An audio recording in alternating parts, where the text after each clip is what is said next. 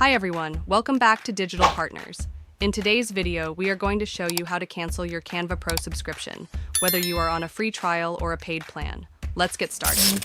In the next video, we are going to show you how to do this same process from your phone. Check it out.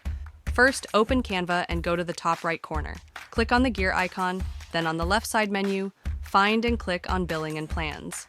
At the top, you will see your active plan. Now, locate the three dots next to it and click on Cancel Plan. Canva will inform you how many days you have left in your subscription. To proceed, click on Continue Cancellation. You will be asked to select a reason for canceling, choose the one that fits best, and click on Continue Cancellation again. Once done, you will see a confirmation message stating that your Canva Pro plan has been canceled.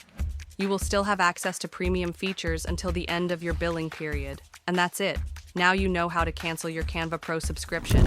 We hope this tutorial was helpful. If you have any questions, feel free to drop them in the comments.